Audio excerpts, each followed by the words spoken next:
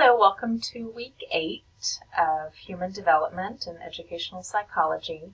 I hope that you all had an opportunity to take your first exam that was due on yesterday, in addition to turning in the draft of your learning portfolio. If you haven't done either of those things, make sure to do that. But I will be providing you with some feedback on your learning portfolio draft, so that you can make any changes needed before you turn in the final draft. Just make sure that it's all in your own words, so when it runs through the plagiarism checker at the end of the semester, you won't have any issues with that. And then just let me know if you have questions on anything. I will try to get your exam grades back to you within the next week, so that you have those for your grade point average. And then this week, we will be in Chapter 8, so we're starting kind of the second half of the semester. I would like for you to read Chapter 6, which focuses on different types of development.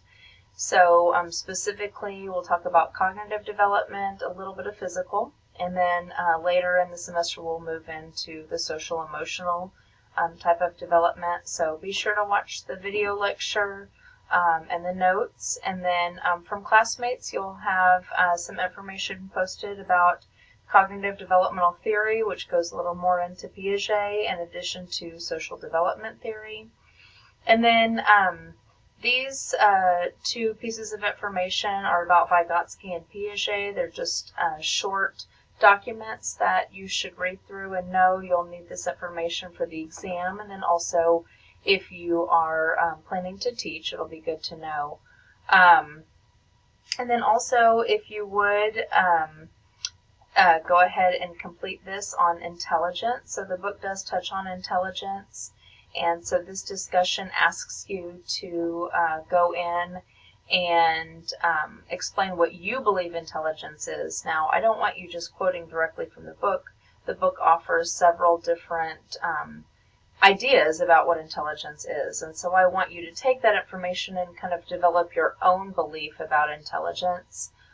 So don't just quote the book, but do use some of the information from the book, but provide a detailed explanation of what you believe intelligence is.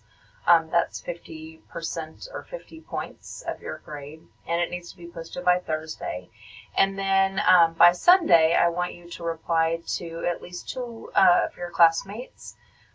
So add some additional information. So if you didn't do well on your last discussion, then please go back and read those comments from me on that, and post additional information, add to it, or feel free to argue with it if you feel that that's not a good example. If you and then support your reason by adding in information from the textbook about what you believe intelligence is. So you need to post 2 replies to your classmates by Sunday to receive full credit. So again, if you have questions about this or anything else due this week, please post it in the course questions. Thanks.